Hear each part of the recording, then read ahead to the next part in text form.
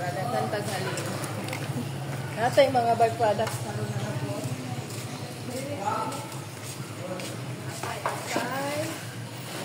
Atay, patipulon, o tiing, manok dayon, kay daghang manok din no sa Giselle Dress Chicken. Bagong abot pa jud, natay cuttings karon available. Ato ang eggplant, daghang available ron. Available ron ulos na lang na ano atong dito 65 ang kilo ra sa tong ulos sa Manila. Barato ra kay tadirino, barato ra. Palit na mo, dili mo palit na sa Giselle Dress Chicken kay na dagan kay makahangyo jud mo kay kaila ra man tanin niyo no. Makahangyo gid mo. Na okay na ni ka.